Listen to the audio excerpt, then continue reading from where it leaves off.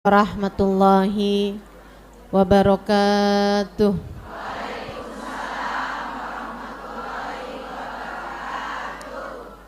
Alhamdulillah.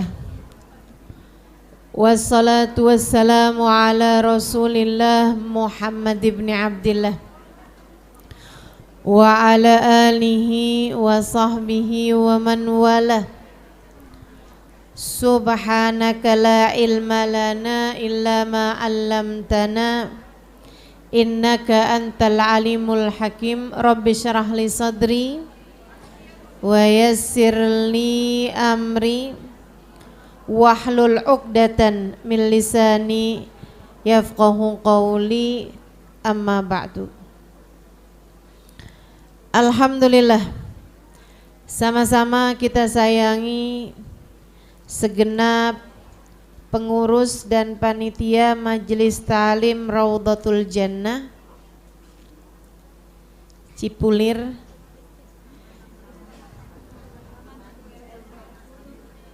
apa? Rahmat Taman Cipulir Estate. Kita doakan mudah-mudahan semuanya jadi wanita-wanita yang salehah, dipanjangkan umurnya, disehatkan badannya, dimurahkan rizkinya, dikabulkan hajatnya, semakin dicinta Allah Subhanahu wa taala dan Rasulnya. Segenap ustazah, segenap pimpinan majelis ta'lim, segenap pimpinan pondok pesantren yang mudah-mudahan semuanya dirahmati dan dicintai Allah, serta tentu saja semua yang hadir di majelis ini, baik ibu-ibu, kakak-kakak, adik-adik, anak-anak, nenek-nenek, yang mudah-mudahan semuanya dirahmati dan dicintai Allah, disayangi dan disyafaati Nabi besar Muhammad. Amin ya rabbal. Menjadi wanita terbaik di akhir zaman, maksudnya di zaman sekarang, gitu ya. Bagaimana caranya menjadi wanita yang baik, wanita yang salehah, wanita yang hidup bahagia, mati husnul khotimah, di akhirat masuk surga. Gimana caranya jadi perempuan yang seperti itu, jadi wanita yang seperti itu? Mari kita pelajari teman-teman saya sekalian. Kita awali dulu dengan baca suratul Fatihah. Kita minta pada Allah Subhanahu wa taala agar ilmu pagi hari ini menjadi ilmu yang manfaat. Amin. Ilmu yang membawa kebaikan bagi kita dunia hingga akhirat. Amin. Ilmu yang menjadi sarana perbaikan kehidupan kita dari hidup di dunia hingga kelak sesudah kematian. Ilmu yang bisa jadi cahaya menerangi kehidupan kita dari dunia, kita tahu apa yang harus kita lakukan, hingga kelak menjadi cahaya sesudah kita berada dalam alam kubur. Kita minta pada Allah kemanfaatan ilmu kita bagi kita dan bagi orang-orang di sekeliling kita. Ala hadhihi niyah wa bikulli niyatin salihah biniyatin nafa' wal intifa' wal mudzakarah wat tadhkir ibtigha mardatih wa qurbih wa thawabih wa husnil khatimah ma'al lutfi wal afiyah wa salahil akibah wa ila hadratin Nabi Muhammad sallallahu alaihi wa ala alihi wa sahbihi wasallam. Al-Fatihah.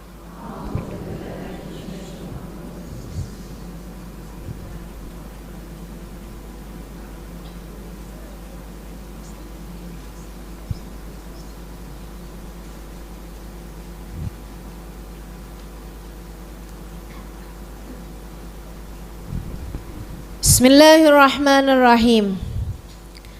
Menjadi wanita terbaik di zaman akhir. atau menjadi wanita yang baik lah ya. Kalau terbaik tuh kayak harus ada perbandingannya gitu. Gitu ya. Menjadi wanita baik aja gitu ya. Kayak terbaik tuh berarti harus ada orang-orang yang tidak menjadi terbaik gitu kan. Sedikit sekalian, apa nih persyaratannya untuk bisa jadi wanita yang solehah, wanita yang baik, bahkan di zaman ketika sudah akhir seperti ini? Yang pertama, ilmu. Kita nggak bisa ngerti caranya kalau nggak tahu ilmunya, betul nggak? Mesti banget tuh belajar. Jangan pernah berhenti belajar. Ibadah aja nggak pakai belajar, ngaco-ngaco. Dulu ada 2 orang bersaudara, laki-laki ya. Asalnya orang nggak bener terus tobat. Asalnya preman, mafia lah gitu, kriminal. Akhirnya keduanya bertaubat. Yang kakak bilang kalau gitu saya mau ibadah dalam gua. Yang satu lagi adanya kalau gitu saya mau ngaji di pondok pesantren, mau belajar sama seorang guru di pondok pesantren. Berangkatlah keduanya, kakak ibadah di dalam sebuah gua gitu ya. Dia bilang saya udah tahu caranya sholat, pas segala macam di sholat aja gitu, di ibadah aja di situ. Yang adeknya pergi ke guru gitu kan, berguru kepada seorang ulama. Dapat 2 mingguan, adeknya kangen sama kakaknya, jadi ditengokin lah kakaknya di dalam gua tersebut. Masuk aja udah kebauan. Wah, apaan sih ini, nggak enak amat. Dilihatin kakaknya lagi sholat sambil ngalungin bangkainya tikus. Tikus kecil. Apa tuh namanya tikus kecil? Cecurut. Nying-nying. Gak ada yang enak lah pokoknya bahasanya ya. Jadi dia heran, dia bilang ya ampun nih kakak nih sholat gak sah. Sholat sambil bawa najis, kan gak sah. Habis selesai sholat tanyain, gimana kabar kamu kak? Baik, alhamdulillah. Itu apaan kak digantungin? Dia bilang iya saya kemarin lagi sholat terganggu gara-gara tikus ini melintas-lintas. Akhirnya saya kesel sama tikus ini, saya bunuh. Habis saya bunuh, saya nyesel. Makhluknya Allah saya sakiti. Jadi buat ngingetin saya biar nggak bikin salah lagi, biar nggak bunuh makhluknya Allah lagi, saya ikat. Setiap kali saya sholat saya gantungin. Sejak kapan kakak ngerjain itu? Sejak 3 hari yang lalu. Kak 3 hari, dari sejak 3 hari sholat kakak harus dikodok semuanya. Karena sholatnya nggak sah, sholat sambil bawa najis. Ibadah tuh mesti ada ilmunya dek. Ibadah itu mesti ada ilmunya bu. Kita mesti ngerti yang kita kerjain tuh apakah sudah sesuai dengan apa yang Allah Subhanahu wa taala inginkan. Karenanya jangan berhenti belajar. Utlubul ilma minal mahdi ilal lahdi.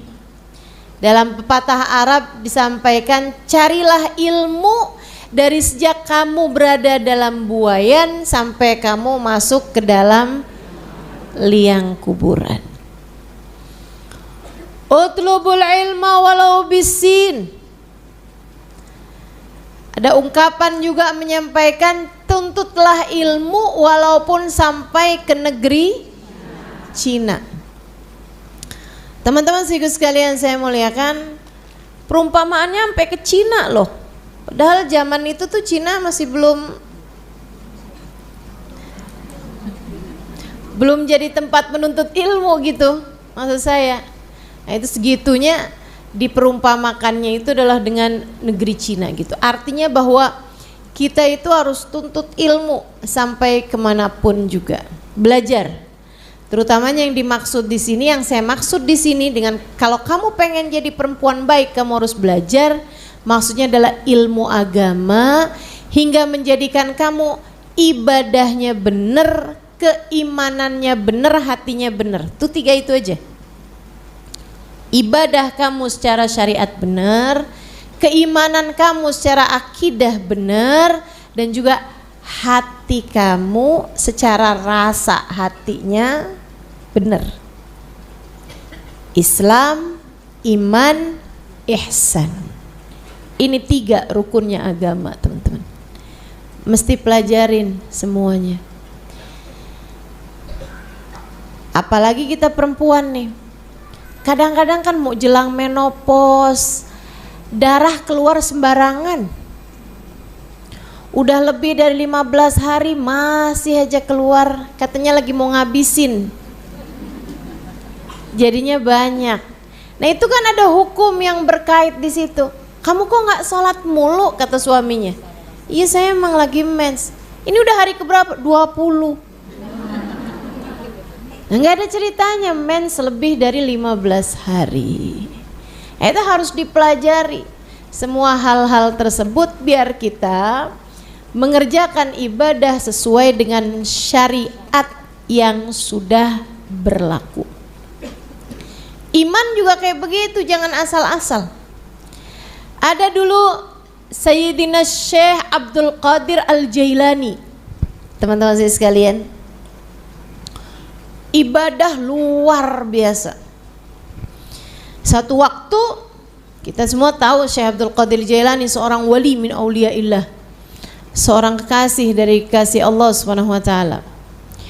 Satu waktu saat beliau sedang di mihrabnya ibadah sendirian, tiba-tiba aja kelihatan gelap banget semuanya dan kemudian kelihatan cahaya sangat terang benderang. Terus kayak gempa gitu. Kayak gempa, kemudian kedengaran suara. Ya Abdul Qadir, wahai Abdul Qadir, kamu telah sampai. Sejak hari ini engkau akan menjadi hamba yang tidak lagi haram apapun, maksudnya semua dihal. Kau ubihalakal muharramat. Sejak saat ini kamu diperkenankan buat ngerjain semua perkara-perkara haram. Maksudnya tuh minuman keras nggak jadi haram lagi, zina nggak jadi perkara haram lagi, ngelihat perempuan dengan syahwat nggak jadi perkara haram lagi gitu. Sholat nggak wajib lagi, kalau kamu mau ya kerjain, nggak kamu mau nggak apa-apa gitu. Qad ubihalakal muharramat. Telah diperkenankan padamu perkara-perkara yang halal, perkara-perkara yang haram. Jadi yang haram udah nggak jadi haram lagi gitu. Jadi sekalian, Sayyidina Syekh Abdul Qadir Jailani langsung ngambil batu, diarahkan kepada cahaya tersebut, diarahkan kepada cahaya tersebut sampai cahayanya hilang, berganti kegelapan, kemudian muncullah al-la'in, setan dari arah sana. Terus setannya bilang, Abdul Qadir, kok kamu tahu sih kalau saya setan?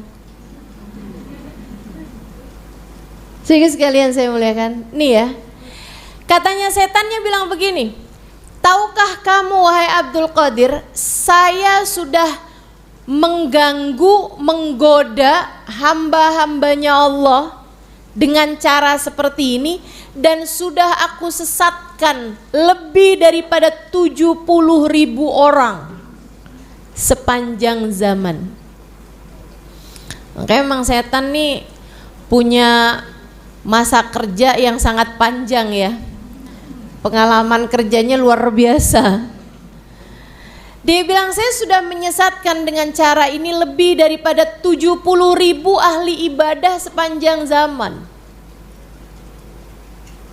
Bikin mereka jadi ngerasa hore, saya udah sampai. Sekarang saya udah nggak lagi diwajibkan hal-hal yang wajib, dan udah nggak haram lagi yang sebelumnya diharamkan.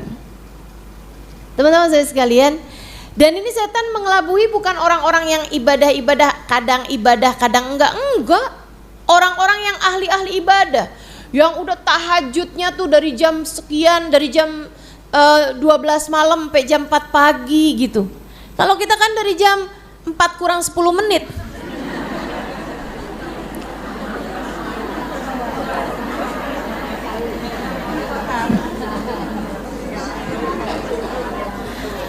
Mereka tahajud dari jam 12 sampai jam 4, teman-teman saudaraku sekalian. Kita 12 menit sebelum adzan subuh. Masya Allah. Ini ahli-ahli ibadah banyak disesatkan iblis gara-gara hal ini. Mereka nganggapnya kayak yang, wah saya udah sampai nih, saya udah wusul ilallah, saya sudah ma'rifat pada Allah, saya sudah sangat dekat sama Allah, sehingga sekarang udah gak wajib lagi sholat, udah gak wajib lagi. Familiar gak? Saya sering dengar hal-hal yang seperti itu. Sekarang dia udah gak wajib lagi gitu. Ada orang udah, kok gak pernah kelihatan sholat Jumat, oh dia udah gak wajib sholat Jumat lagi, udah sampai, udah sampai. Kagak jelas kemana, pokoknya sampai gitu bilangnya gitu ya. Udah wusul. Masya Allah, Masya Allah. Udah ma'rifat gitu. Jadi dia hidupnya antara dia sama Allah gitu. Udah uzlah, menyendiri, gak ada ceritanya kumpul-kumpul sama orang dan lain sebagainya. Sehingga sekalian saya muliakan, hal yang semacam ini datang kepada Syekh Abdul Qadir Jailani. Setan nanya, dari mana kamu tahu kalau saya setan? Katanya Sayyidina Syekh Abdul Qadir Jailani, ini ilmu nih, ilmu. Kata Sayyidina Syekh Abdul Qadir Jailani, bikalamik, karena ucapan kamu, bigaulik, qad ubiha lakal muharramat, telah diperkenankan hal-hal yang sebelumnya haram bagi kamu, sekarang kamu udah boleh. Dari ucapan kamu itu saya tahu kamu setan. Kenapa kok begitu? Ama Nabi Muhammad aja yang haram tetap haram. Sama Nabi Muhammad aja, manusia paling ma'rifat, manusia yang sudah sampai di Sidratul Muntaha, manusia yang sudah ngelihat surga, sedangkan beliau masih hidup di atas muka bumi ini pada malam Isra Mi'raj. Manusia yang sudah berjumpa dengan Allah, kana qaba qausaini au adna, hingga didekatkan sama Allah Subhanahu wa taala sejarak 2 tombak, teman-teman. Segitu aja sama Nabi Muhammad, yang haram tetap haram. Menurutmu Nabi Muhammad halal minum minuman keras? Haram. Menurutmu Nabi Muhammad halal ngomongin orang? Haram. Teman-teman saya sekalian, ama Nabi Muhammad aja yang haram tetap haram. Sampai Nabi Muhammad bilang, la an aqbalani rajulun bi syu'latin minan nar ahabbu ilayya. Itu kenapa tuh di luar?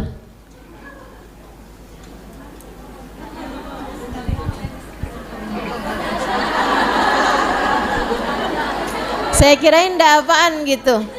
Kayak gini-gini.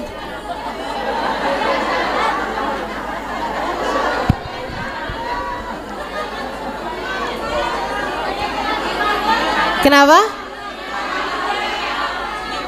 Ketutupan bunga. Oh, ketutupan bunga.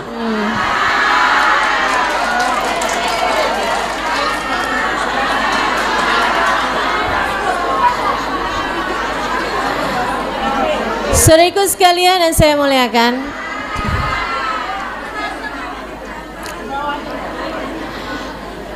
kata Nabi besar Muhammad sallallahu alaihi wasallam, udah, kita lanjutkan lagi. Katanya baginda Nabi Muhammad alaihi wasallam, la an aqbalani rajulun bi syu'latin minan nar ahabbu ilayya min an yamussa jilda imra'atin la tahilluli. Kata Nabi, saya mendingan dihadapkan dengan seorang laki-laki yang bawa api, syu'lah minan nar, bawa api digini nih, gitu. Saya mendingan digituin dah daripada saya suruh menyentuh perempuan, menyentuh kulit perempuan yang bukan mahram saya. Nabi Muhammad sallallahu alaihi wasallam. Kata Nabi, saya mendingan kamu lukai saya, kamu bakar saya, kamu hadapkan saya dengan api, lebih saya sukai daripada saya harus bersentuhan kulit dengan perempuan yang tidak halal bagi saya. Nabi kita Muhammad alaihi wasallam. Sekarang nih ada orang-orang yang baru taat-taat dikit aja udah berasanya nggak apa-apa dah saya salaman sama yang bukan mahram biar dia dapat berkah saya. Si perempuan-perempuannya juga nih kadang-kadang suka kadang-kadang.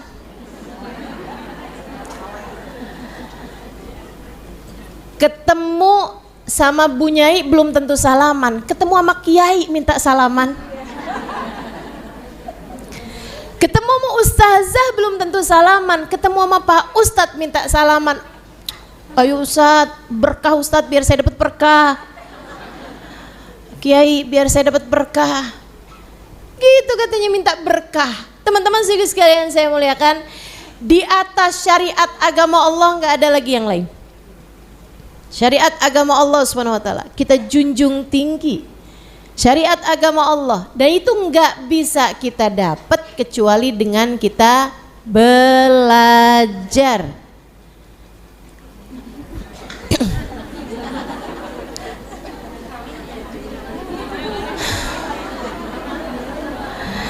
Apa itu Bu? Saya nggak kelihatan tulisannya. Coba itu yang di belakang liatin tulisannya.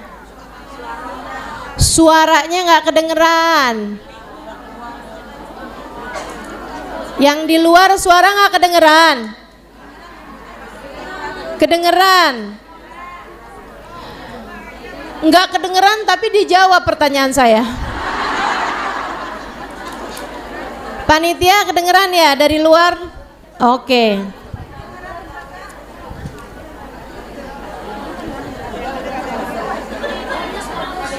Ayolah fokus, jangan buat saya nggak bisa konsen. Ya, jadi itu nomor 1 persyaratannya. Apa tadi?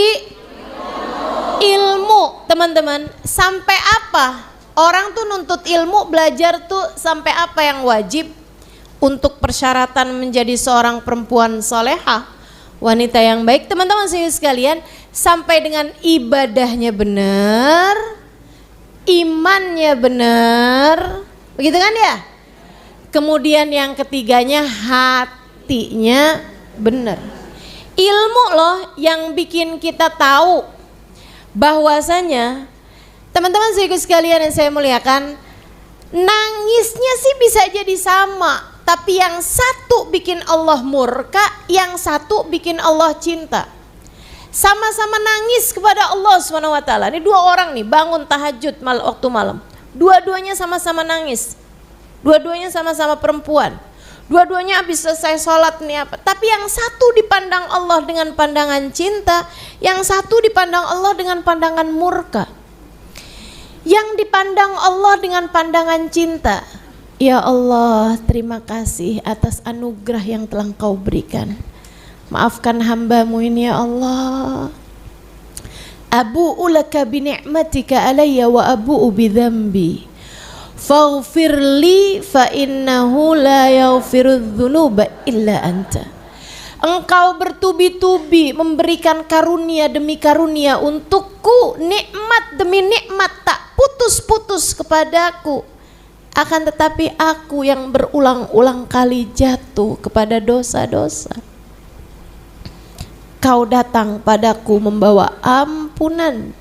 Kau datang padaku membawa kenikmatan, sementara aku berulang kali datang padamu membawa dosa. Faghfirli, ampunilah aku ya Allah, ampunilah aku ya Allah. Allah memandangnya dengan pandangan penuh cinta. Yang satu lagi, ya Allah, mengapa engkau uji aku dengan ujian sebesar ini? Tidakkah engkau lihat diriku ini ya Allah, begitu lemah? Tapi mengapa ujian ini tak ada habis-habisnya ya Allah?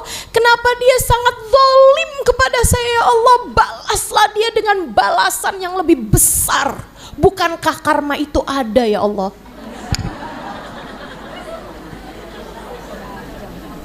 Kata Allah, semua dariku. Kamu mau protes itu kepadaku? Bagaimana mungkin kamu mengadukan aku kepadaku, kata Allah. Allah pun memandangnya dengan pandangan murka. Bisa ngebedain mana keluh kesah, mana tangisan syukur, mana tangisan sedih karena dosa, mana tangisan penuh haru. Teman-teman saudara sekalian, sama-sama nangisnya, tapi yang satu dipandang Allah dengan murka, yang satu dipandang Allah dengan cinta. Tergantung dari bagaimana rasa hatimu. Nah, rasa hati ini diatur sama ilmu. Makanya belajar biar ngerti. Hatinya jadi bener, hatinya jadi ngadepnya pas. Rasa sama Allahnya tuh bener, teman-teman saudara sekalian. Rasa sama Nabi Muhammadnya bener, teman-teman saudara sekalian. Kalau kamu udah dapet nih ketiganya nih, ilmu yang mengatur ibadahmu, ilmu mengatur imanmu, ilmu mengatur hatimu, Islam, iman, ihsan kamu benar, kamu sudah dapat satu dari persyaratan menjadi wanita yang solehah, menjadi wanita yang baik. Saudaraku sekalian yang saya muliakan, kayak hidup berumah tangga perlu banget sama ilmu, perlu banget sama ilmu.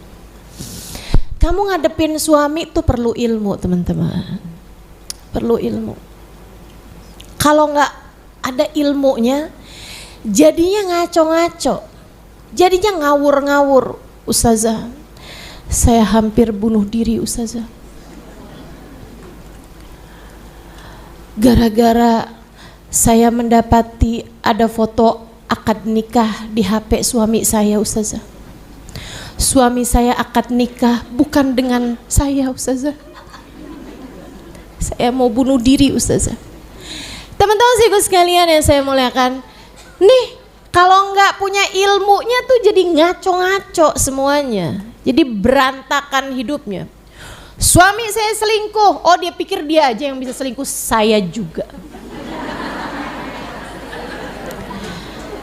Kenapa bisa begitu pilihannya dalam kehidupan? Karena dia tidak punya ilmu. Pelajari ilmunya, pelajari ilmunya. Membuat hatimu tuh kamu ngerti cara menatanya. Membuat kamu faham kehidupan dunia ini untuk apa.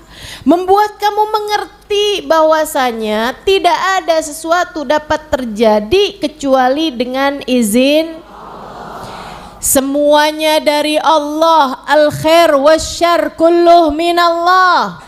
Baik buruk semuanya datangnya dari Allah Subhanahu wa taala. Wa ma ramaita id ramaita walakinnallaha Roma, tatkala kamu melempar, tidaklah kamu melempar, melainkan Allah Subhanahu wa taala yang membuatmu melempar.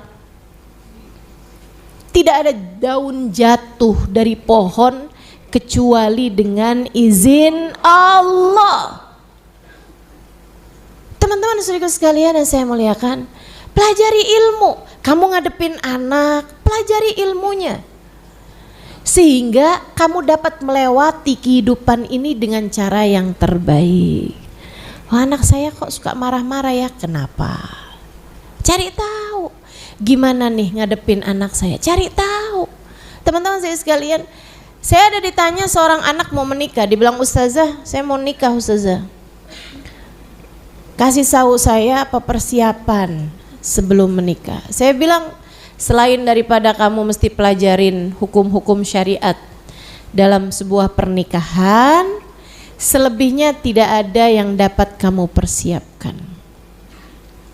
Kamu pelajari ilmunya, tapi hati kamu tuh nggak bisa kamu persiapkan apa-apa. Kenapa gitu Ustazah?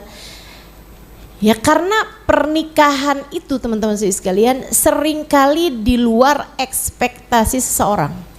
Bahkan yang udah pada nikah, udah pacaran sekalipun sebelum nikah, gitu ya. Udah banyak banget orang bilang, kenapa ya suami saya itu beda banget dari waktu dia masih pacaran. Saya waktu pasti pacaran sama dia tuh sayang sama saya, perhatian sama saya. Pas udah nikah tuh kayak gitu deh. Saudaraku sekalian yang saya muliakan, pernikahan tuh lain urusannya. Kan begitu ya? Saya sampaikan padanya selain daripada ilmu mengenai pernikahan secara syariat, bagaimana hukumnya sesudah berhubungan intim dan lain sebagainya, mandinya, apanya semuanya.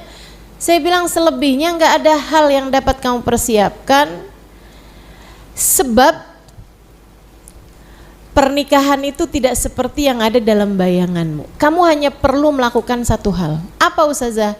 Jangan pernah berhenti belajar. Pelajari suamimu. Pernikahan tuh hidup baru kayak anak lahir. Anak lahir tuh nggak bisa apa-apa teman-teman. Nggak apa-apa, nggak usah sedih. Gitu kan ya? Anak bayi tuh nggak ada yang stres. Kenapa saya belum bisa jalan? Lah dia 8 bulan. Begitu kan?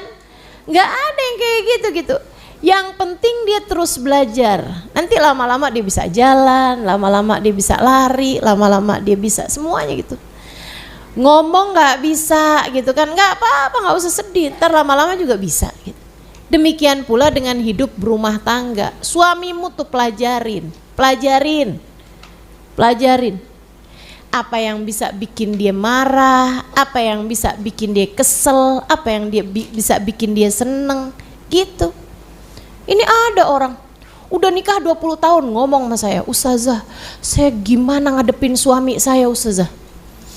Saya nih Ustazah kesel banget sama suami saya, begini, panjang banget deh keterangannya. Gimana cara saya ngadepin suami saya Ustazah? Lah suami kamu nanya sama saya.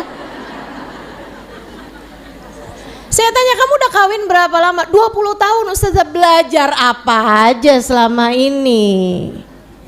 Ya dipelajarin suamimu tuh Bu. Orang punya HP aja loh, iPhone misalnya begitu kan, dipelajarin. Kalau nggak dipelajarin, HP secanggih apapun kamu cuman bisa telepon sama WhatsApp. Betul? Ustazah kok pegang HP sih Ustazah pas lagi baca Al-Quran? Ini Al-Qurannya ada di HP.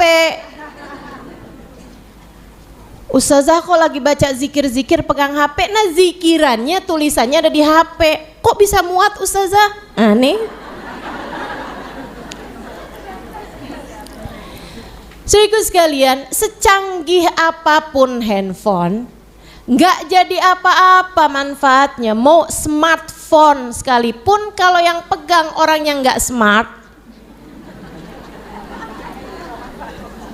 nggak ada manfaatnya apa-apa. Daripada kayak begitu, mendingan HP jadul aja dah pakainya. Saudaraku sekalian yang saya muliakan, demikian pula dengan kamu punya suami. Pelajarin. Kamu punya anak, pelajarin. Kamu punya badan, pelajarin gitu. Kok saya sakit-sakitan mulu? Ya pelajarin badan kamu gitu. Apa yang bisa bikin dia sakit, gitu kan? Karena sakit tuh semuanya adalah protesnya tubuh ketika kamu memperlakukan tubuhmu tidak sesuai dengan yang tubuhmu mau gitu. Kayak gitu kok, hidup tuh semuanya bisa dipelajari teman-teman sekalian. Jangan pernah berhenti belajar. Kalau kamu tahu suamimu marah mulu karena kamu kerjaannya pegang HP terus, ya jangan pegang HP depan suami. Halo? Kalau suami kamu marah pas kamu ngambil uang di saku bajunya, jangan ngambil. Kalau suami kamu paling marah ketika kamu buka-buka HP-nya, ya jangan buka. Itu hal yang simpel kok teman-teman saudara sekalian, pelajarin. Anak kamu pelajarin. Anak tuh loh, setiap anak tuh bahasa cintanya beda-beda. Ada anak yang senangnya diomongin, ada anak yang senangnya dipelukin, beda-beda. Ada anak yang senangnya dikasih hadiah, gitu. Kamu pelajarin anak kamu. Kamu gak harus pelajarin anak tetangga kamu kok. Kamu cuma perlu pelajarin anak kamu biar memperlakukan dia dengan cara yang terbaik. Kan begitu ya? Nah tuh, jadi modal utama kamu pengen jadi perempuan yang solehah, nomor 1 adalah,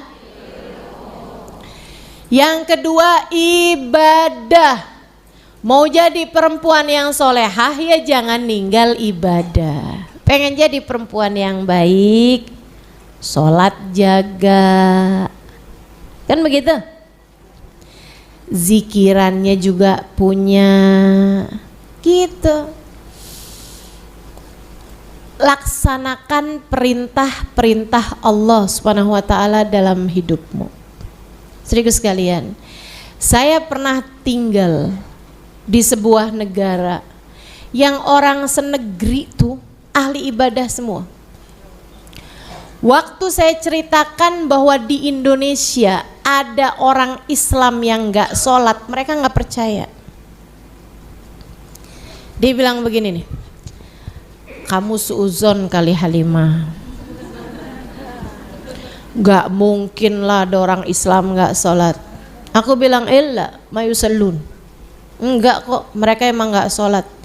Kamu gak lihat tima syuftihim, kamu gak lihat aja pas mereka sholat. Pasti mereka sholat lah Halimah, gak mungkin orang Islam gak sholat. Saya bilang enggak, emang gak sholat. Tahu dari mana kamu?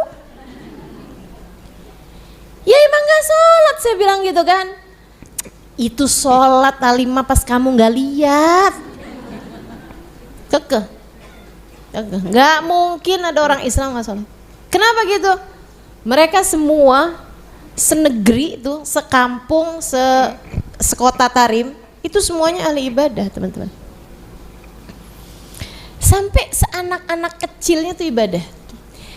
Beberapa waktu yang lalu saya ada lihat satu foto Sayyidil Habib Umar, guru kami, berfoto dengan anak-anak kecil.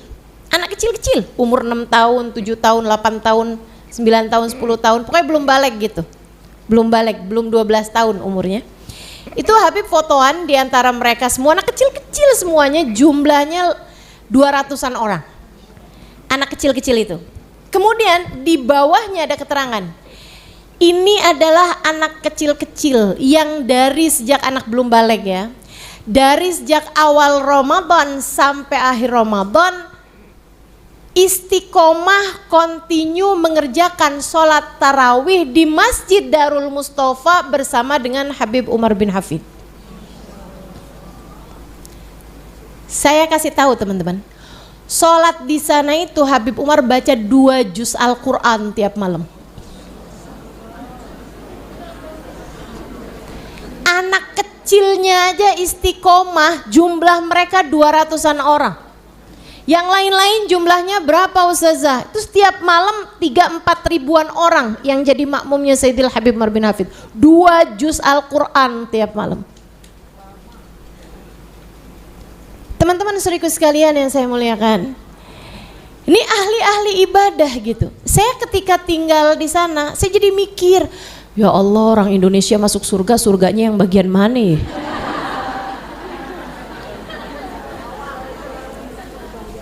Masya Allah, nggak percaya ada orang nggak sholat. Ada tetangga saya cerita, karena saya waktu di sana itu tinggalnya barengan sama warga masyarakat gitu. Saya tinggal di luar sebelum di pondok pesantren, saya tinggalnya di luar bersama dengan abang. Saya jadi kenal sama tetangga, kalau mereka hajatan saya diundang. Kalau mereka masak banyakan saya dibagi gitu. Teman-teman sekalian, ada tetangga saya tuh bilang gini, kemarin nih ibu nih gak bisa makan, gak bisa ngapa-ngapain, nangis aja terus. Tuh tanyain aja Halimah, kenapa tuh? Saya tanya sama ibunya itu, kenapa bu? Katanya gak bisa makan kemarin malam. Oh, gimana saya bisa makan Halimah, saya ditinggalin sendirian, akhirnya saya gak sholat isya berjamaah. Saya sholatnya sendirian, kesel banget saya. Gak ada temen saya sholat berjamaah, semuanya pada pergi. Saya sendirian di rumah, saya sendiriannya gak apa-apa, tapi saya sholat sendirian. Saya sholat sendirian, Halimah kebayang gak? Dia bilang berpuluh tahun saya sholat berjamaah, hari itu saya sholat sendirian dalam rumah. Sedih banget, saya gak kemakan makanan saya. Masya Allah. Gimana denganmu? Ibu guru saya, Sayyidil Habib Umar bin Hafid, ibundanya Hubabah Zahra, itu punya anak, teman-teman sekalian, anak pertama jadi mufti Tarim, anak laki-laki pertamanya. Anak laki-laki terakhirnya, anak beliau banyak ya, kayak 7 orang, 8 orang gitu. Sedikit sekalian, itu anak laki-laki pertamanya jadi mufti, ilmunya luar biasa. Kemudian anak laki-laki terakhirnya guru kami Sayyidil Habib Umar bin Hafid menjadi ulama dunia, ulama kelas dunia yang banyak menginspirasi orang dan banyak mendidik umat manusia. Punya murid banyak di Indonesia, banyak, luar biasa. Mudah-mudahan saya diakui sebagai salah satu muridnya, insya Allah.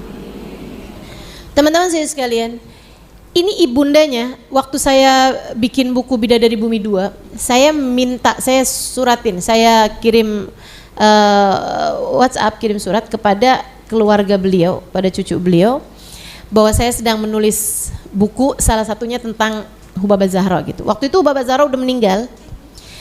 Jadi sekalian mereka kemudian masing-masing cerita ditulisin nama cucunya, dikirimin ke saya. Saya pun membaca ceritanya. Ini salah satu cerita yang mereka ceritakan. Diceritakan sama putri beliau. Hubabah Zahra itu sepanjang hidupnya, dari sejak sebelum balik sampai dengan akhir hidupnya, tidak pernah meninggalkan tahajud. Ketika beliau ditanya sama perempuan-perempuan, Hubabah gimana caranya punya anak soleh-solehah semuanya gitu. Hubabah Zahra sambil senyum dia bilang, gampang kok nak, kalau kamu pengen anakmu solehah, kamu sebagai ibunya yang solehah. Kamu sebagai ibunya yang solehah. Kamu pengen punya anak cinta Al-Quran, kamu yang cinta Al-Quran. Kamu pengen punya anak menjaga sholat, kamu yang benar sholatnya. Kamu kepengen punya anak yang punya cinta kepada Allah dan Rasulnya, kamu milikilah rasa tersebut. Rasa hati ya teman-teman, bukan hanya sekedar amaliyah badan gitu. Karena rasa hati itu nular. Rasa hati itu nular. Kamu kalau lihat orang sedih dah, ya kan? Kamu lihat, mohon maaf ya, ada orang gila ketawa-ketawa depan rumah, kamu pasti ketawa juga. Betul apa enggak? Yang asal-asalnya lagi sedih aja begitu ngelihat orang gila gitu ketawa-ketawa gitu, kamu ikut ketawa juga, Masya Allah. Apakah untuk ketawa kamu harus jadi gila? Ya kan enggak ya. Sehingga sekalian yang saya muliakan, Neni Hubabah Zahra nih seumur hidup nggak pernah ninggal tahajud. Sampai sekali aja nih dia ninggal.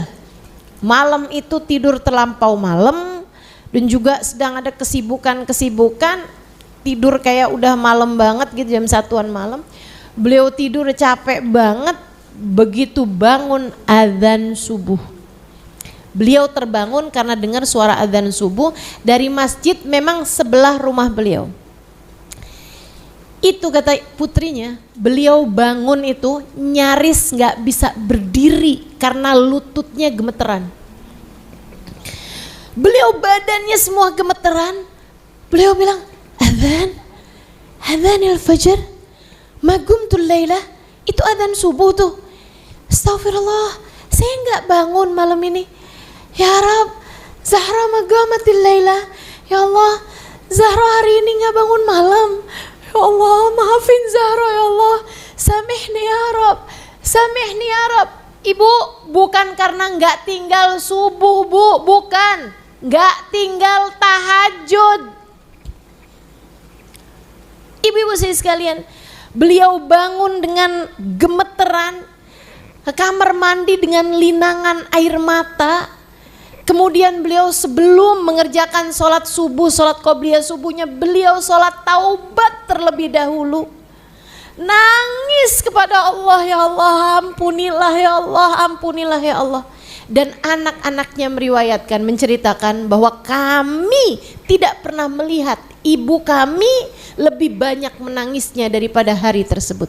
Sepanjang hari tangisan karena meninggalkan tahajudnya. Ada ahli-ahli ibadah di atas muka bumi ini. Jangan kamu kira kamu yang baru bisa sholat duha, istiqomah selama sebulan, kamu paling solehah. Gak ada papanya, gak ada papanya. Pengen jadi hamba Allah yang solehah? Yuk belajar. Belajar untuk bisa istiqomah ibadah. Kita jadikan ibadah kita sebagai prioritas dalam kehidupan kita. Jangan pernah jadikan pilihan meninggalkan ibadahmu. Lagi belanja, dengeran suara adzan duhur, terus belanja, lihat jam, di jam 2, terus belanja sambil mikir, enaknya sholat apa enggak ya? A'udzubillahi minasyaitonirrajim, wa ma khalaqtul jinna wal insa illa. Dan tidaklah kami ciptakan jin dan manusia kecuali untuk beribadah kepadaku. Maka yuk belajar untuk bisa istiqomah dalam ibadah, insya Allah. Teman-teman sekalian saya muliakan, kenapa penting ibadah ama menjadi baik? Nih ya, saya sering banget dengar orang ngomong kayak begini nih, dia tuh nggak sholat tapi dia baik. Dia tuh emang enggak nutup aurat tapi dia baik. Dia tuh memang suka minum minuman keras tapi dia baik. Gitu, suka ada bahasa seperti itu. Teman-teman saudara sekalian, baiknya menurut siapa? Kalau yang kamu maksud baik menurut manusia, perlakuan sebagai manusia hablum minan nas, bahasa itu boleh-boleh aja. Akan tetapi jika yang dimaksud adalah dia baik di sisi Allah Subhanahu wa taala, saudariku sekalian yang saya muliakan, Allah perintahkan dan dia tinggal, bagaimana mungkin hamba tersebut dinilai baik di sisi Allah Tuhannya? Kamu kalau punya anak, kamu suruh-suruhin mulu, dia nggak kerjain, gitu ya? Kamu suruh satu hal dia nggak kerjain, walaupun dia baik sama teman-temannya apa segala macam, adakah kamu menganggap anak kamu tersebut anak baik? Enggak, teman-teman. Kalau menurut saya, orang nggak sholat adalah orang yang meninggalkan Allah. Orang yang meninggalkan Allah itu tidak baik, teman-teman. Allah aja dia tinggalin, apalagi yang lain. Makanya saya sering sampaikan ke adik-adik para jomblowers, jangan pernah mau nikah sama orang gak sholat deh. Kenapa gitu? Allah aja dia tinggalin, apalagi kamu. Ibu, jangan mau nikahkan anakmu dengan orang gak sholat. Kenapa gitu? Bu, Allah aja dia tinggalin bu, apalagi anakmu. Tapi dia cinta mati sama saya ustazah. Ya sekarang. Tungguin sampai cintanya hilang. Cintanya hilang, hanya sisa matinya. Cinta mati. Insya Allah. Ayolah. Baik artinya menjalankan perintah-perintah Allah. Kan begitu? Jalanin ibadah. Yang wajib jangan pernah punya pilihan untuk meninggalkan. Yang sunnah pelajarin untuk bisa belajar, untuk bisa mulai mengerjakannya. Bu, umur udah 60 tahun, belum juga continue istiqomah, mudawamah, bangun tahajud. Mau kapan tahajudnya? Umur udah di atas 40 tahun, baca Quran masih terbata-bata. Mau kapan melancarkannya? Ibu, kakak, adik, kita diciptakan Allah Subhanahu wa taala buat ibadah kepadanya di atas muka bumi ini. Kalau kamu terus menunda, saya khawatir di saat datang ajal menjemputmu untuk kamu masuk ke alam sesudahnya, yaitu alam kuburan nanti, takutnya kamu termasuk di antara yang diceritakan Allah Subhanahu wa taala dalam Al-Qur'an. Wa qala rabbirji'un la'alli a'malu salihan fima taraktu. Ada orang-orang yang ketika dicabut ajalnya mereka bilang, ya Allah, tungguin, sisain ya Allah, sebulan, seminggu deh, oke sehari, sejam ya Allah, sejam. Rabbirji'un, kembalikan aku hidup lagi di dunia. La'alli a'malu salihan fima taraktu. Aku akan mengerjakan amal-amal kebaikan yang semula aku tinggalkan. Ya Allah, balikin lagi saya di dunia ya Allah. Saya mau sholat, saya mau sujud, saya mau baca Quran, saya mau sedekah, saya mau hadir majelis taklim, saya mau sholawatan kepada Nabi Muhammad. Kembalikan aku hidup di atas muka bumi ini. Kata Allah, kalla innaha kalimatun huwa qailuha wa min waraihim barzakhun ila yaumi yub'atsun. Gak bisa. Waktumu hidup sudah habis. Kamu pergunakan tidak untuk mencari keridhoanku. Kamu gunakan tidak untuk beribadah kepadaku. Sekarang waktumu telah selesai. Innaha kalimatun huwa qailuha. Itu hanyalah kalimat keluar sia-sia, tidak ada manfaatnya apa-apa. Wa min waraihim barzakhun ila yaumi yub'atsun.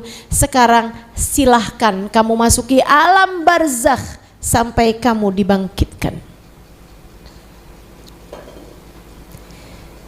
Tidak ada kemungkinan untuk kembali. Yang ada hanyalah penyesalan belaka. Bu, andai kamu waktu hidup, sepanjang hidup gak pernah punya rumah sendiri, ngontrak terus.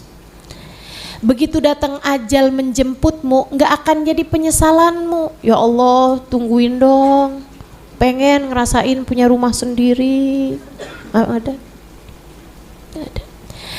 Maaf adik-adik, andai kamu meninggal dunia belum pernah menikah sekalipun, meninggal muda, belum sempat menikah, nggak akan jadi penyesalanmu. Ya Allah, saya pengen dong rasain malam pertama. Nggak akan jadi penyesalanmu teman-teman. Tidak akan menjadi penyesalanmu. Saudaraku sekalian yang saya muliakan, andai kamu menikah nih, nggak pernah punya anak, nggak dikasih Allah Subhanahu Wa Taala anak, nggak akan jadi penyesalanmu. Ya Allah, saya pengen hidup lagi di dunia biar punya anak ya Allah. Nggak ada, tidak menjadi penyesalanmu.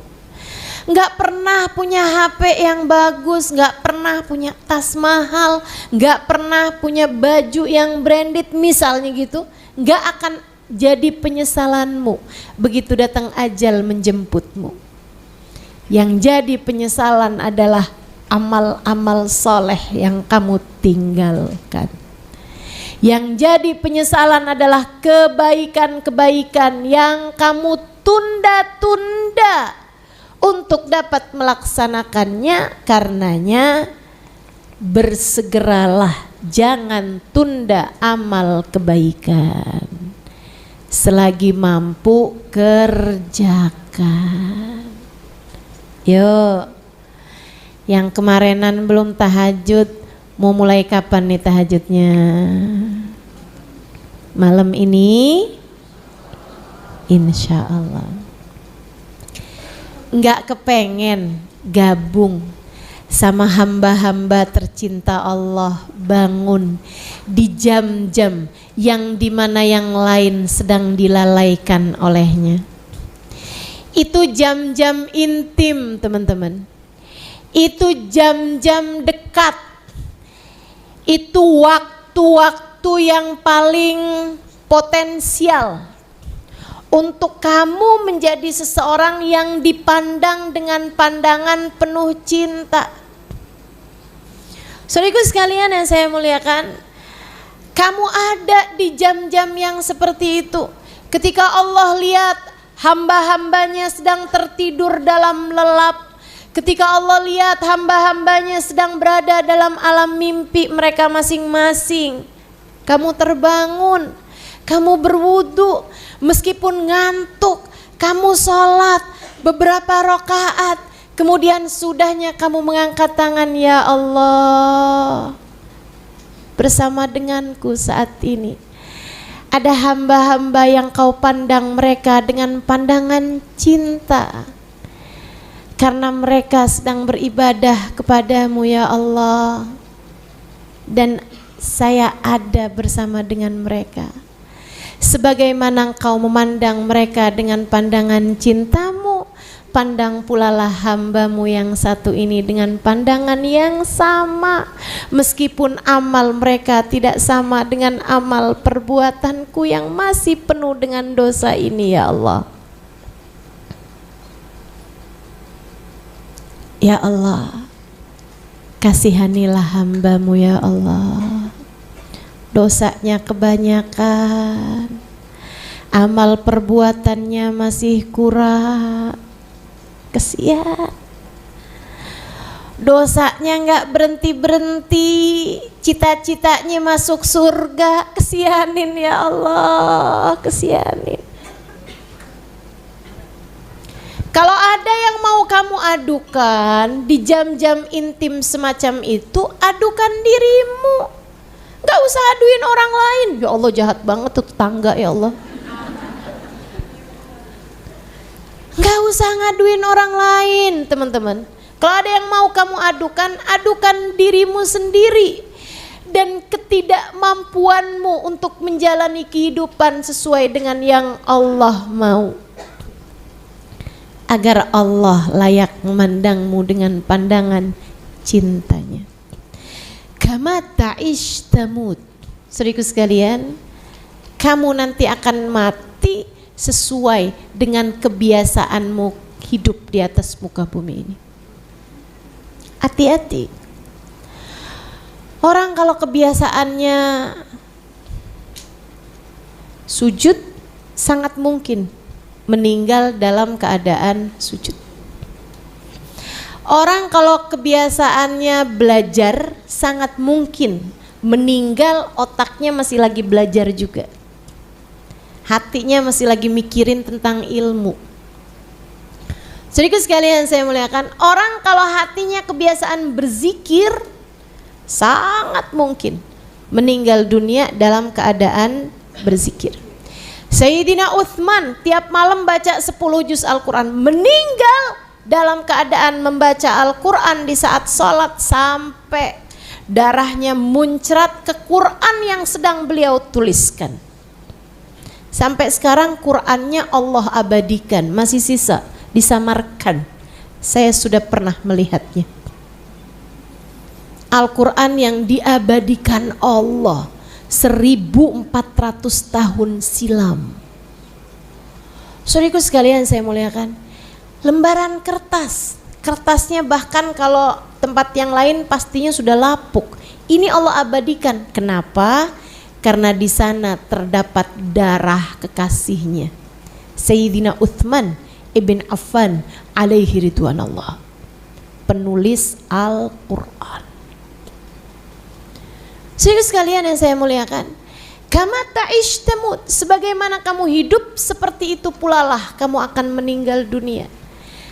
Di sisa hidupmu ini pastikan kamu pengen meninggal kayak gimana, tetapilah amal perbuatan tersebut. Kepengen meninggal lagi belanja di Shopee. Hah? Kerjaannya scroll Shopee sampai 2-3 jam. Jangan salahin siapa-siapa kalau saat datang Israel kamu masih lagi check out keranjang belanjaan. Ya Allah. Ayolah hidup mikir ya, ibadah, biar mudah-mudahan kita meninggal dunia dalam keadaan ibadah kepada Allah, meninggal dalam keadaan husnul. Yang ketiga, kalau kamu pengen jadi perempuan solehah, tinggalkan dosa. Dosa tuh bikin sumpek hati, bikin akhlak tidak terpuji. Dosa tuh bikin gak enak hidup teman-teman. Gak usah milih dosa, gak usah jadikan dosa sebagai pilihan. Adik-adik yang punya pacar, kalau kamu kepengen hidup sebagai wanita yang baik di akhir zaman seperti ini, putuskanlah pacarmu itu. Bilangin sama pacarmu, halalkan atau putuskan. Yang tegas dek, yang tegas. Bilang sama pacar kamu itu, maaf, saya punya hidup hanya satu-satunya dan ingin saya jalani dengan cara yang terbaik. Kita hidup tidak sedang dalam masa percobaan adik-adikku sayang, gak ada. Gak ada ceritanya kamu hidup jadi magang. Kamu kok lagi ngerjain dosa? Iya nih saya masih magang. Hidup di dunia ini saya masih magang, masih coba-coba. Enggak gitu teman-teman. Kita nih hidup nih udah di masa sekarang ini dah. Malaikat Raqib Atid tidak melewatkan apapun, melainkan mereka catat dalam perbuatan buku-buku kehidupan kamu itu. Maka jangan biarkan hidupmu di masa mudamu tersia-sia hanya karena kamu mengikuti hawa nafsumu. Enggak dek, pacaran tidak mendekatkan kepada jodohmu. Ada banyak orang pacarannya sama siapa, kawinnya sama siapa. Ada banyak orang pacaran bertahun-tahun ternyata jagain jodohnya orang. Kamu udah makan belum? Makan ya sayang biar kamu gak mati.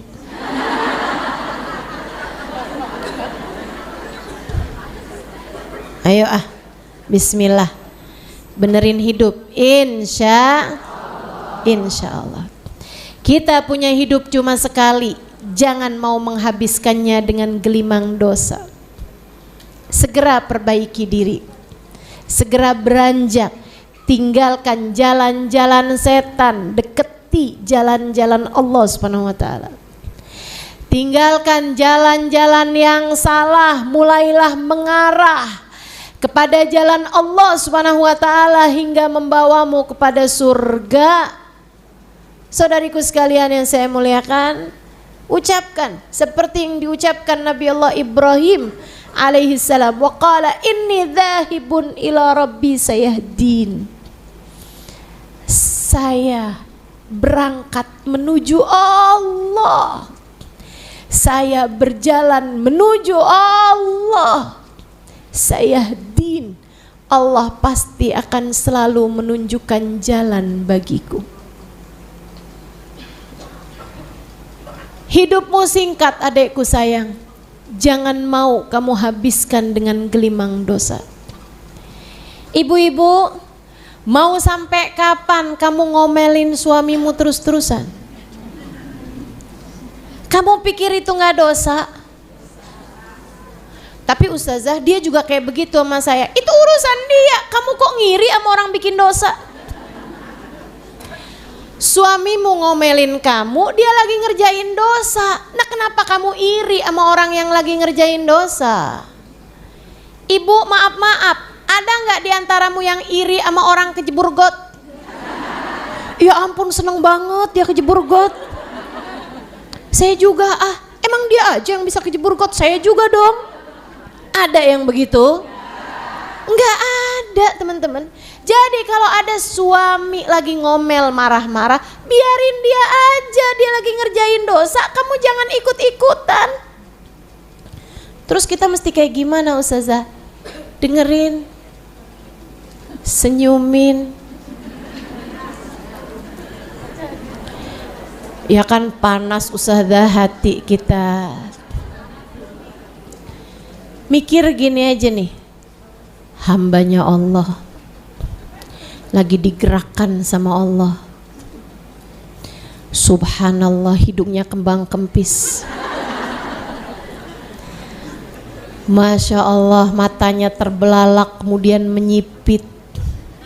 Masya Allah, mulutnya bisa segede itu.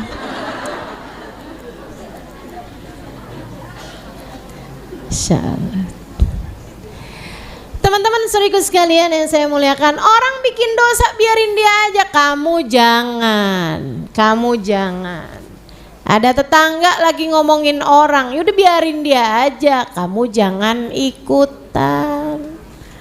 Masa mau iri sama orang bikin dosa? Biarin dia aja, orang hanya akan dihisab atas apa yang dia lakukan, bukan atas apa yang orang katakan. Suamimu ngomong apa nggak akan ngaruh terhadapmu teman-teman saudaraku sekalian.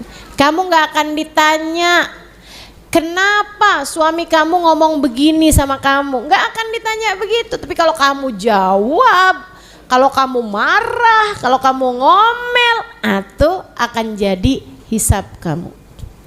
Makanya waktu ada seorang perempuan nanya sama saya, ustazah gimana ya cara saya bangunin suami saya buat sholat subuh ustazah? Susah dibanguninnya.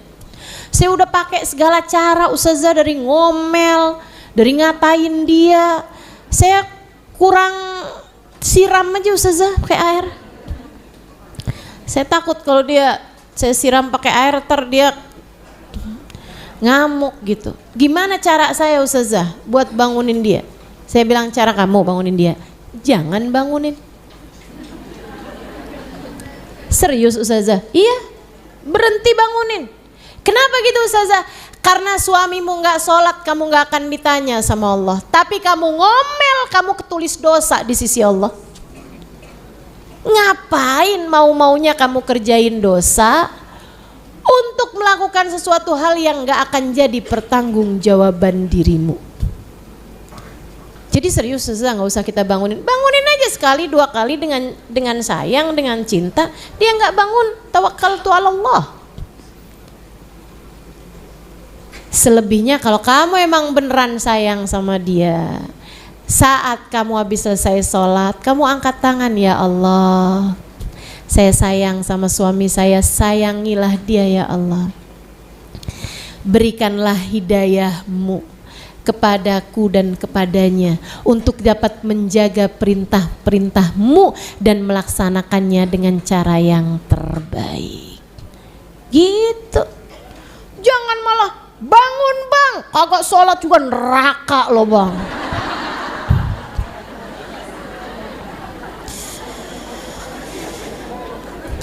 Duh, ada. Bu. Belajar lebih cantik, lebih manis, lebih baik kepada suaminya, sebab dia adalah jalan surga bagimu. Ketika kamu berbuat baik padanya, jalan neraka bagimu ketika kamu menyia-nyiakannya. Yuk, insya Allah, mudah-mudahan tinggalkan dosa-dosa, apapun itu bentuknya. Itu yang ketiga. Yang keempat, syarat buat jadi perempuan baik, teman-teman sekalian, hatimu yang baik. Modal banget loh ini, modal banget, modal hidup banget nih yang ini nih. Ya yang tadi juga sih.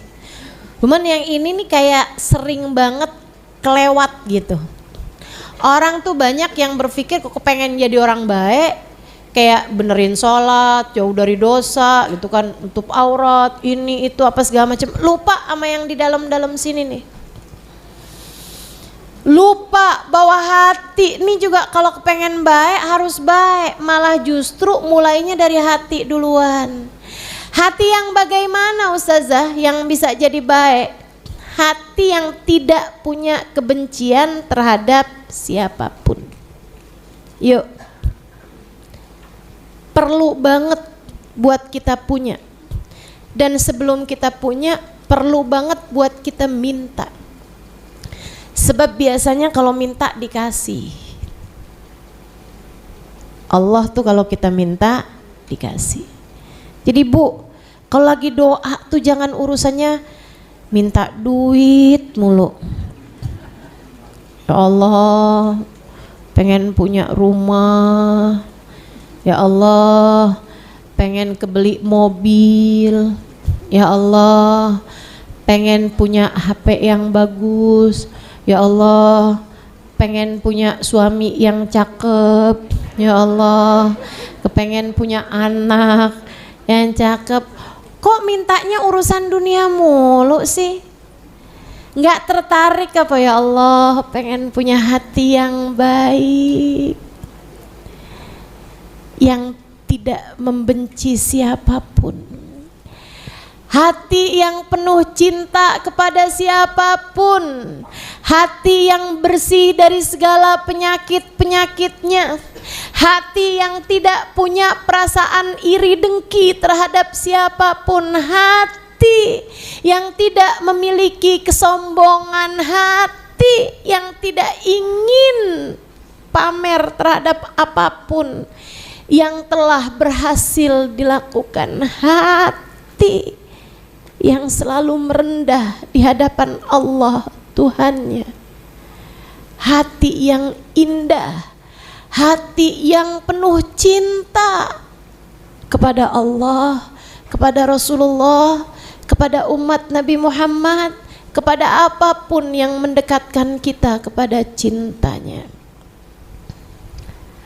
Orang kalau hidup di atas muka bumi hatinya baik, teman-teman suriku sekalian, hidupnya enak, hidupnya senang. Ngelihat suami hatinya enak, dipandangnya suami dengan pandangan penuh cinta. Ketika suaminya pergi, diserahkan kepada Allah. Kalau dia berdoa saat suaminya tidak ada, dia akan berdoa begini, ya Allah, saat aku bersamanya, aku memandangnya dengan pandangan penuh cinta. Ketika aku tidak sedang bersamanya, aku mohon padamu ya Allah, pandanglah dia dengan pandangan penuh cinta. Hatinya baik, makanya begitu doanya. Saudaraku sekalian yang saya muliakan, Dia bisa berdoa, ya Allah bahagiakanlah suamiku dimanapun saja dia berada. Bahagiakanlah suamiku bersama dengan siapapun dia berada.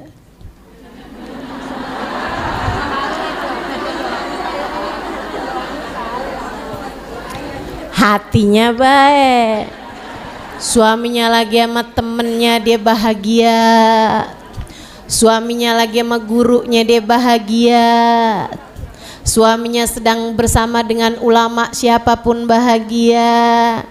Kan begitu tuh. Suaminya dipertemukan dengan orang-orang soleh. Kalau doamu seperti itu gitu. Ayo bismillah teman-teman sekalian, miliki hati yang bersih, miliki hati yang indah. Udah enggak usah fokus sama hati orang, enggak usah peduli sama hati orang. Kamu enggak akan dihisab sama apa yang dilakukan orang lain, sama perasaan orang terhadap dirimu. Enggak usah peduli, enggak usah peduli.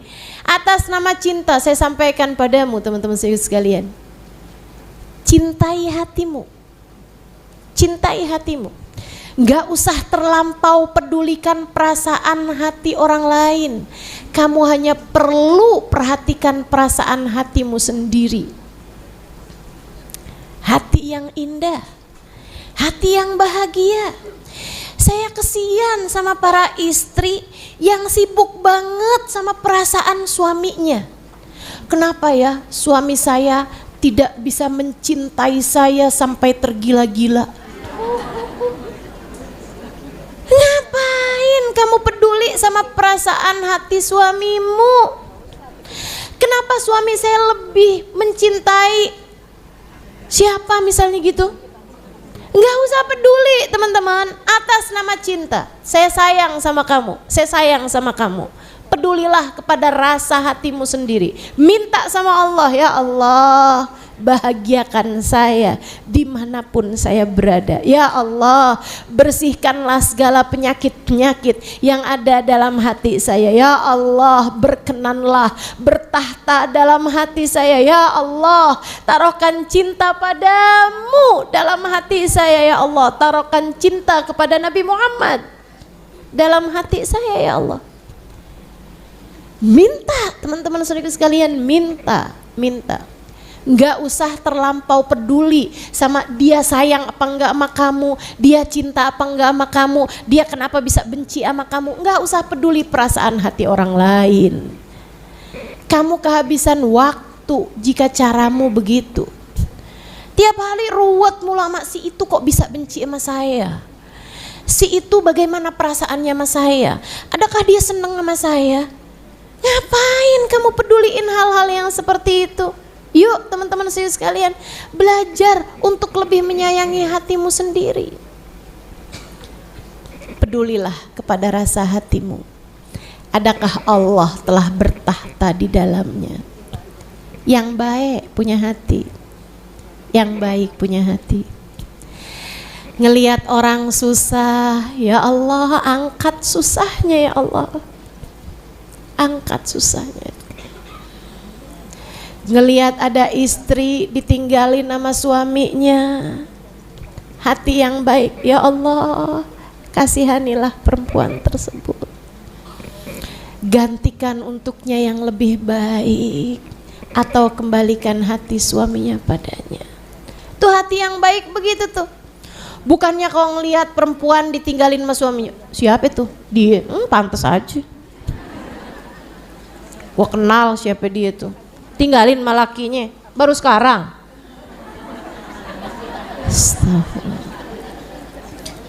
Pantasnya sih udah dari dulu tuh cewek kayak begitu modelannya. Kenapa kamu biarkan kotoran-kotoran itu dalam hatimu teman-teman?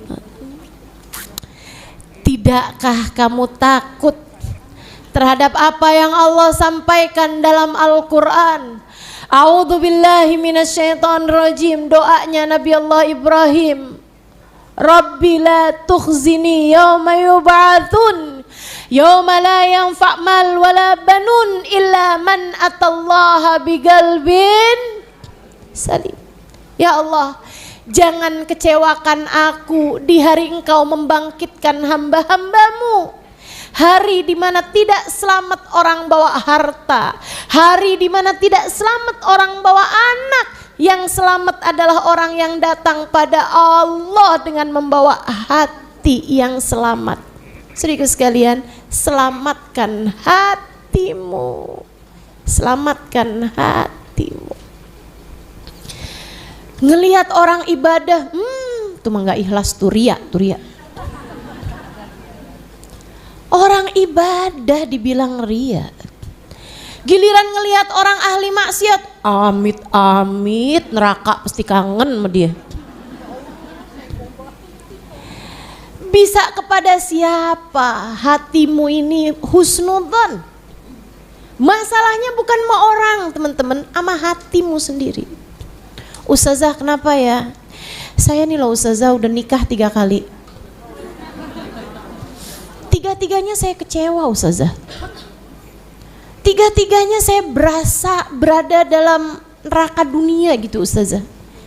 Masalahnya bukan sama suamimu, masalahnya sama kamu. Masalahnya bukan pada duniamu teman-teman, masalahnya ada pada hatimu. Benerin hatimu, indahkan hatimu, selamatkan hatimu. Jangan biarkan hatimu digerogoti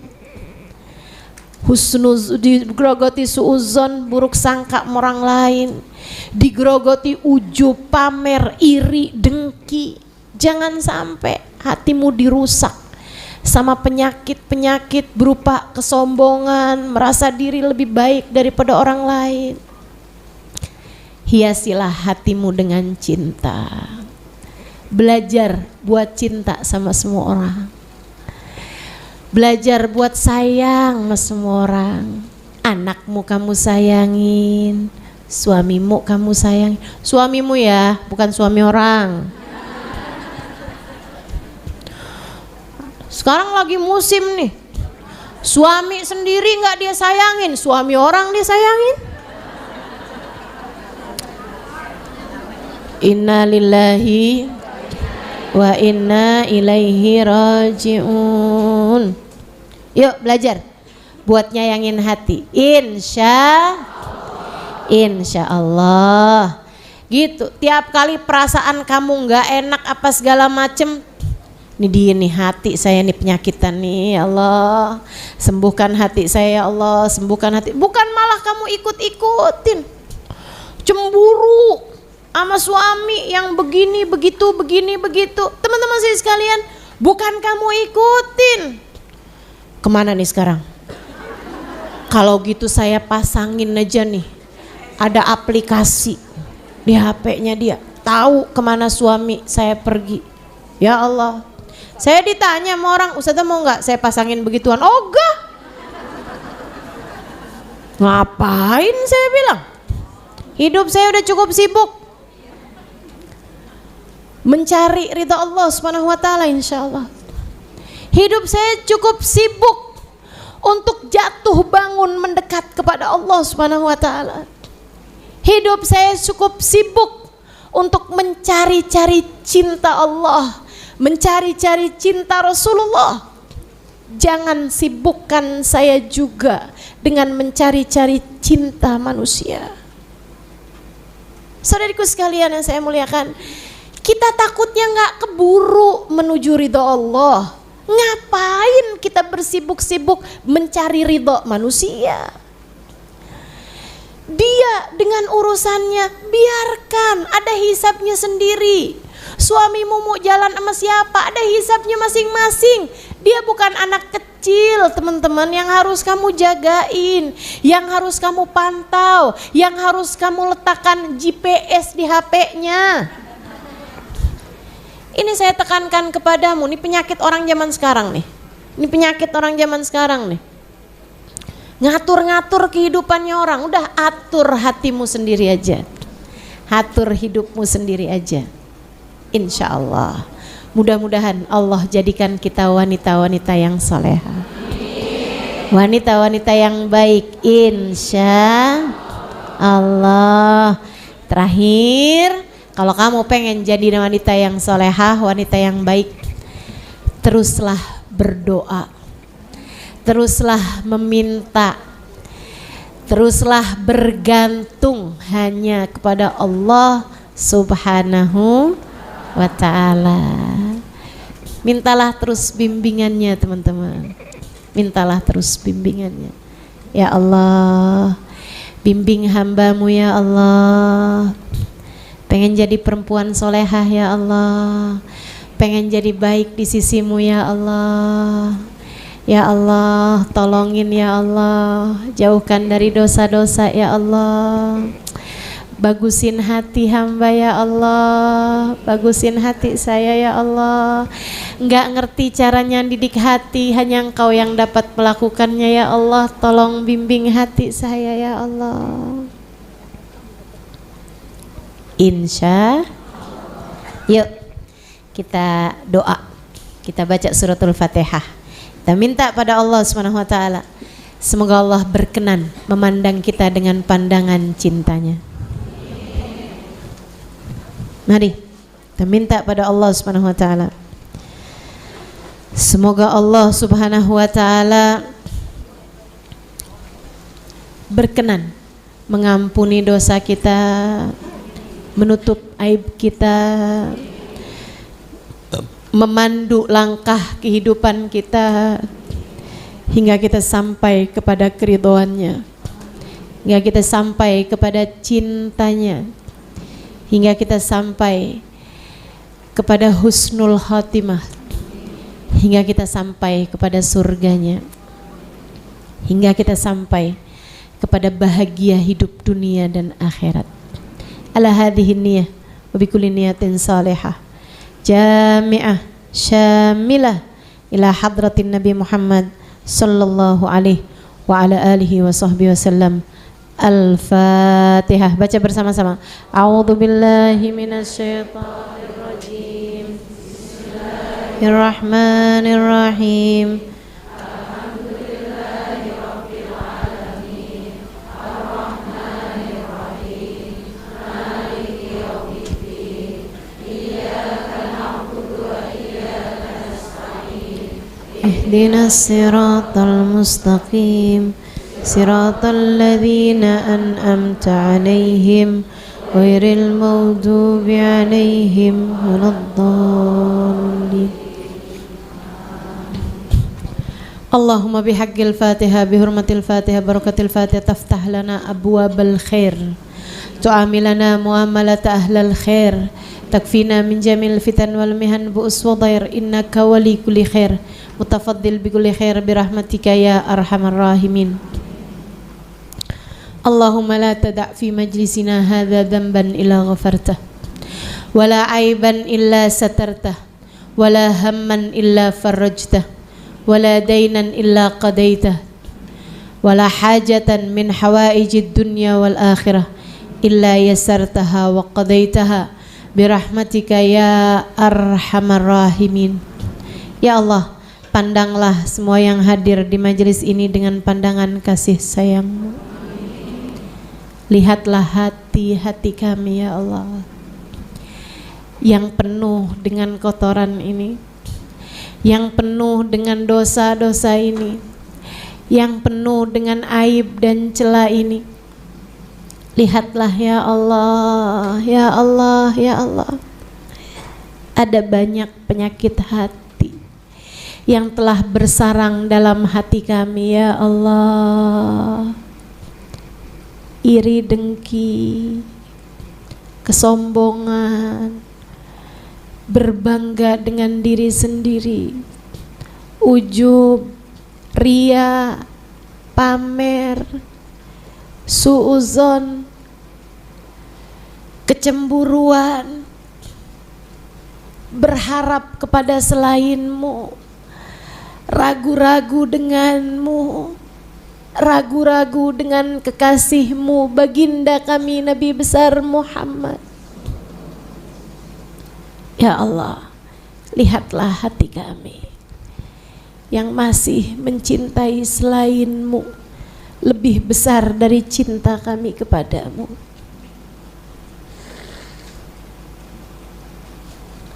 Yang masih menginginkan dunia lebih daripada kami menginginkan keridhaan-Mu.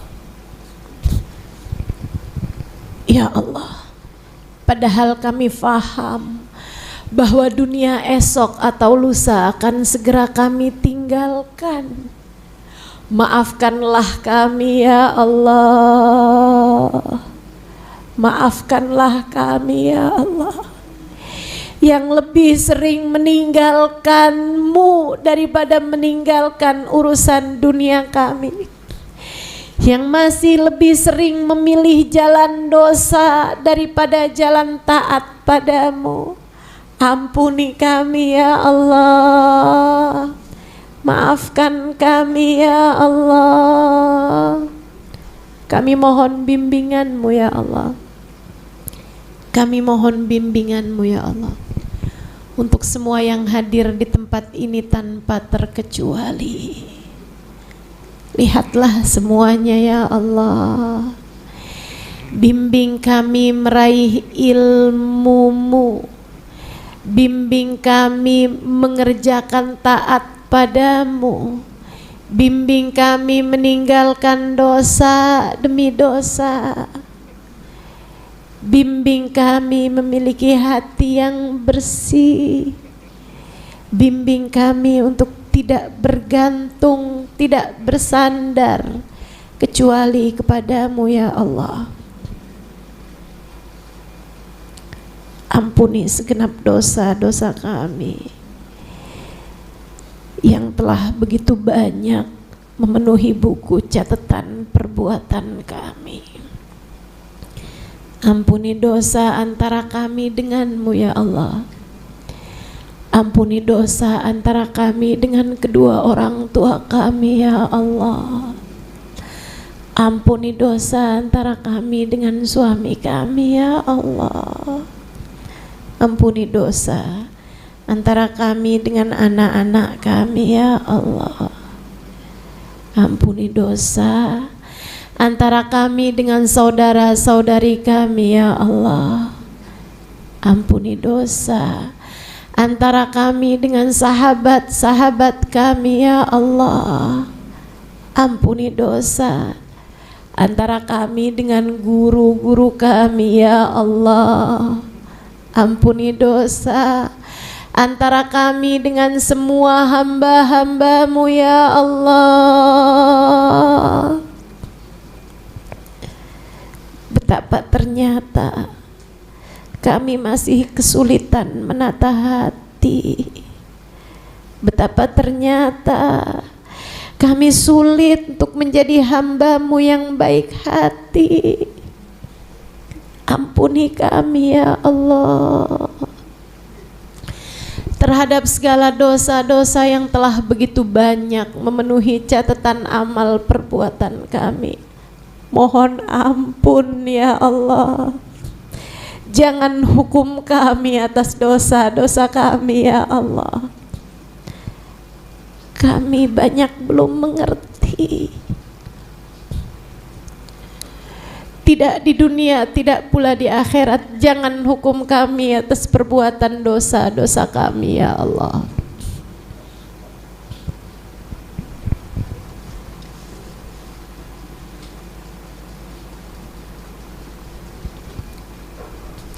Bimbing kami menjadi hamba-Mu yang solehah ya Allah. Solehah sebagai ibu, solehah sebagai istri, solehah sebagai anak, solehah sebagai hamba-Mu, solehah sebagai umat Nabi Muhammad, solehah sebagai kakak, sebagai adik, sebagai teman, sebagai sahabat, sebagai guru, sebagai murid. Solehahkan kami ya Allah.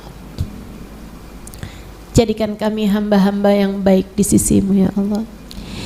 Hidupkan kami dengan kehidupan wanita yang salehah. Apabila datang ajal menjemput kami, matikan kami dengan cara matinya hamba-Mu yang salehah. Di dalam kubur nanti ya Allah, kumpulkanlah kami dengan hamba-hambamu yang soleh-solehah.